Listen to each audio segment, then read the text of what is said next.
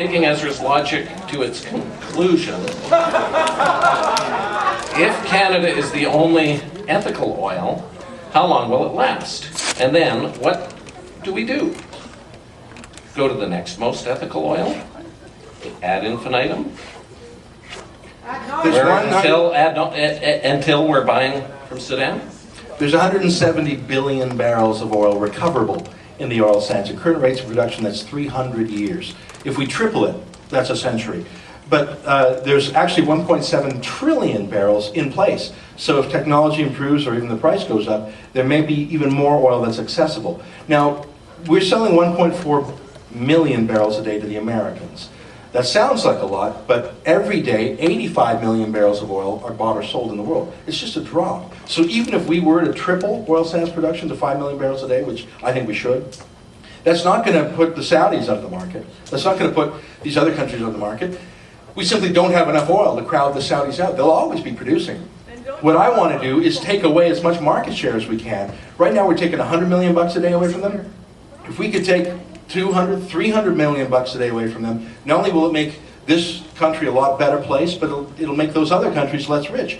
And it'll also keep the price of oil lower. If we were to take the oil sands off the market, the world price would probably rise 5 or 10 bucks, and the bad guys would have a larger market share, and thousands of Aboriginals would be out of work.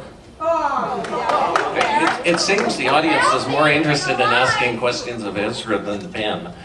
So here's another one for Ezra. Since you're a believer in the free market, isn't it the free market that causes the problems in Sudan, Iran, Saudi Arabia, etc.? Well, those are not free countries. Saudi Arabia is not a free country. It's the opposite of free.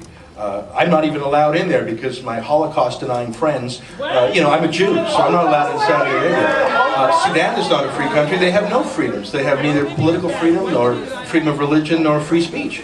So I don't think that you can ascribe those problems to freedom. I think you can ascribe those problems to dictatorships. That's my whole point. Isn't Saudi Arabia our ally? Not my ally. Aren't they an ally of North America and the Middle East?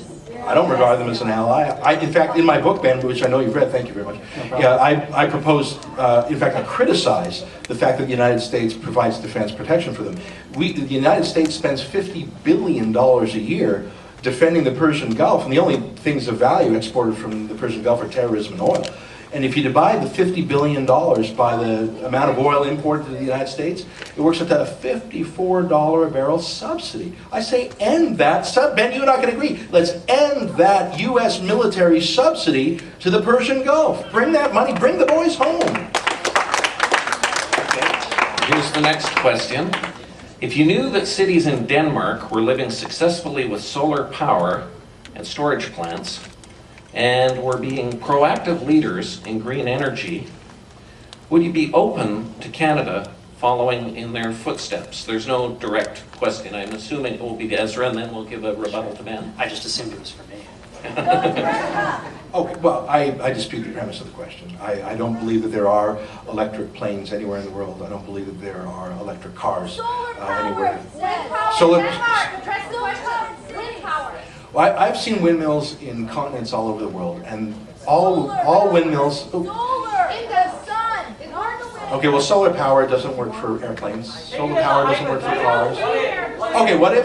Yes, I believe in if pixie dust were to exist, I'm totally for it.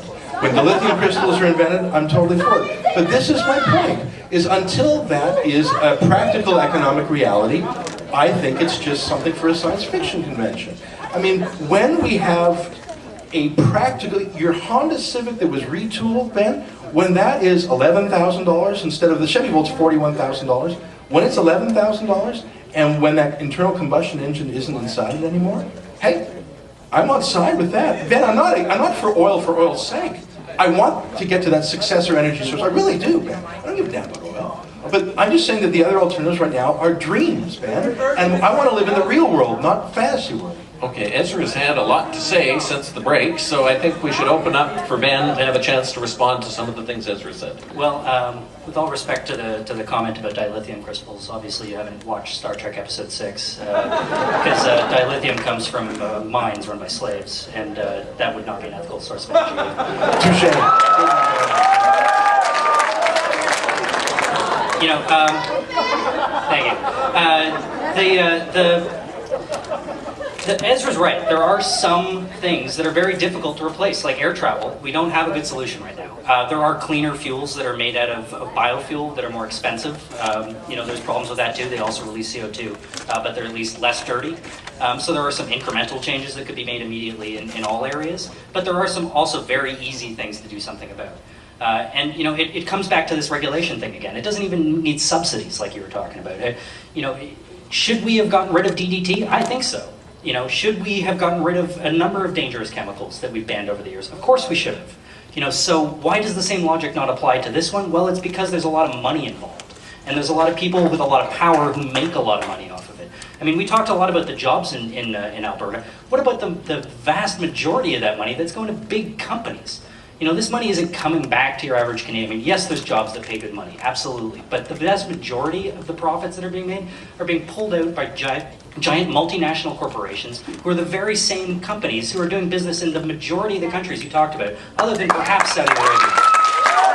So, I mean, if you really want to look at what's going on here, it's about big business running the show. I mean, democracy is taking a back seat, and quite frankly, I think this whole free market agenda is about dismantling democracy. If you're serious about liberation and free speech and liberalism, that's about achieving more and more freedom over time. And, the biggest step we've taken forward has been getting rid of monarchy and taking steps towards more democracy. But yet if you dismantle government, you're dismantling those steps we've taken to liberalism. The next step is actually giving us more control over the companies that are running the world right now. But yet what you're suggesting is actually the exact opposite of the libertarian dream as far as I'm concerned. Okay, the final question of the night, and it's actually for Ben West. You seem to have made this debate about oil usage and why we should find an alternative. I'll ask you again, what is it we should use now? OPEC oil or Alberta oil? Sounds like it was written by me. Jeez. Repetition.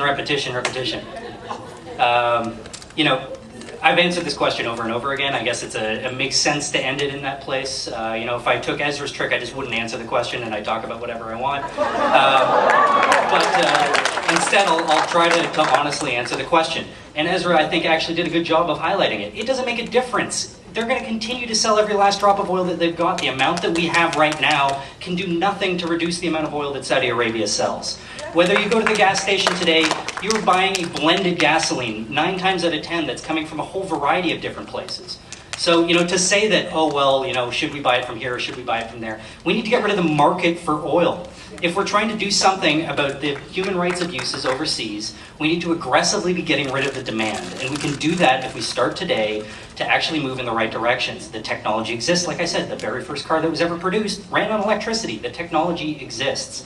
What is missing is, first of all, the subsidies being shifted from oil to the alternatives, and also for us to have the kind of legislation that gets rid of the need for automobiles to begin with. Smart growth actually deals with a lot of this problem.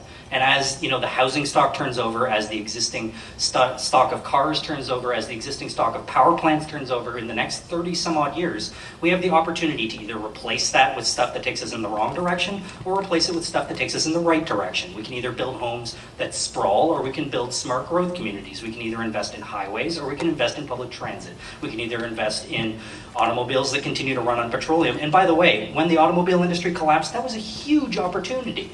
I mean, we bailed out that industry. We bailed out the entire free market system. I'm opposed to that. Well, we bailed out your system, so you should like it.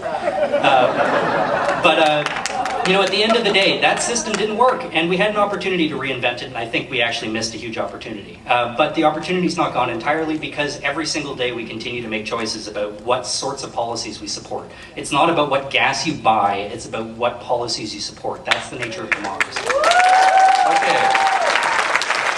We're coming to the close. Every once in a while I'll listen to a CBC show called The Debaters. And at the end they always ask the audience what they think, who they thought won. Okay, who in the audience thinks Ezra Levant was the winner? And who in the audience thinks Ben West was the winner? I can't believe I had anyone, Ben. I figured you came here to change a couple of minds, maybe you did. Now we want to have a rematch in the Petroleum Club in Cal.